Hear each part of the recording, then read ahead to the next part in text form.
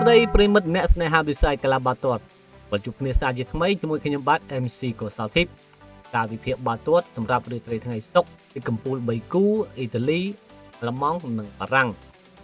ការប្រកួតរវាងក្រុមតូរីណូប៉ះជាមួយក្រុមហ្សាសាឡូបូរូស្យាដុកម៉ាន់ស្វាគមន៍ក្រុម Frankfurt ខណៈដែរ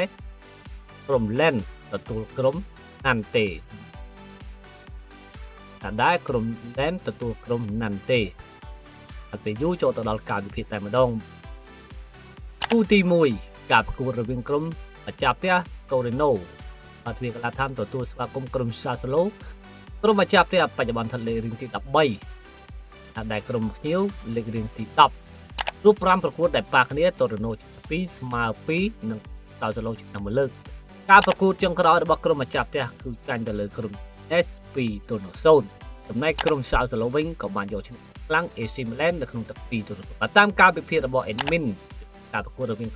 នេះ Admin គិតថាក្រុមសាសាឡូអាចយកឈ្នះទៅលើក្រុមម្ចាស់ផ្ទះតូរីណូបានដោយលទ្ធផល2ទល់នឹង1ចំណែកគូទី2ការប្រកួតនៅ Bundesliga វគ្គសប្តាហ៍ទី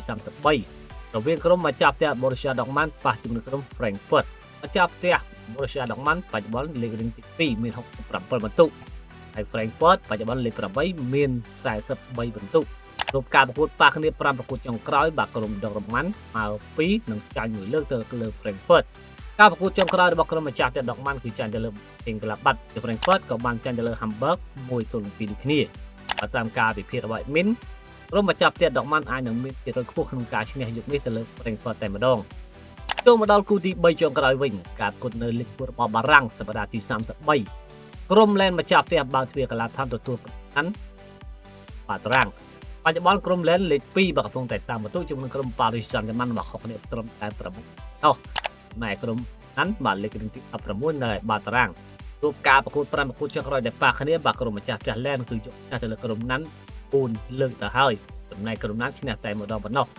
ការប្រកួតចុងក្រោយរបស់ក្រុមម្ចាស់ផ្ទះ Len គឺស្មើជាមួយក្រុមណៃក្រុម Olympic Marseille 3-0តាមការវិភាគរបស់ Admin ពេលនេះ Admin គិតថា